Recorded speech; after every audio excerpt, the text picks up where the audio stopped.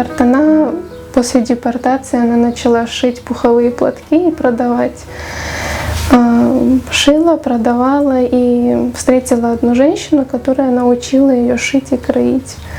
И вот с этого момента она и шьет, и кроит, и у нее это получалось очень хорошо. Шила она и мужскую одежду, и верхнюю, и женскую, любую. Ну, то есть одежду любой сложности брала.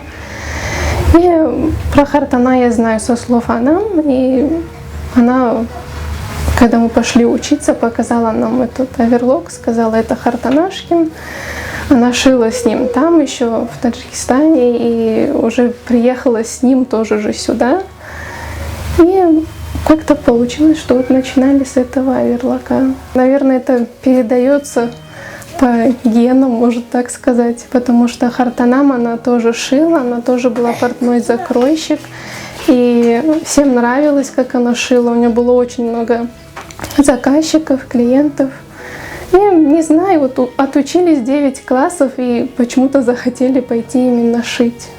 И в детстве даже мы с сестрой садились, куклам шили, там, не знаю, себе могли что-нибудь зашить. Наверное, передается это желание.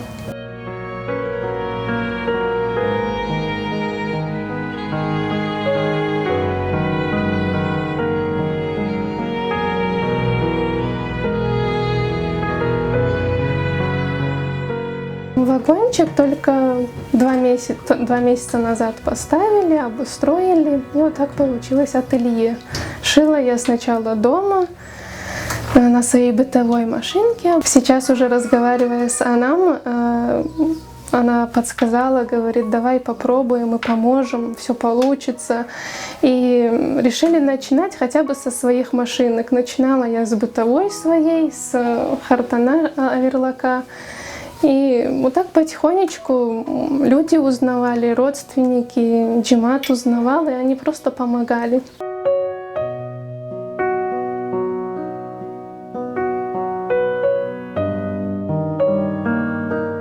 Самый интересный заказ — это, конечно же, свое свадебное платье. Его мы шили с таким трепетом, так все подбирали внимательно, ткань, там, не знаю, афата, а болеро, а вот это, как, а вон то. И, конечно же, мы шили с сестрой. Она очень хорошо рисует, у нее дизайнерские способности есть. И вот так мы с ней вдвоем его и отшили за месяц до свадьбы. Начинали, выбирали, параллельно учились. Вот это самое запоминающееся, наверное.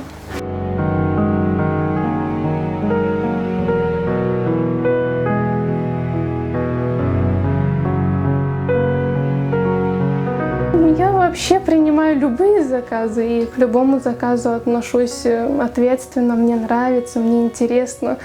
Я очень люблю переделки. В основном швеи не любят переделывать, потому что это нужно как заново пошить, они называют.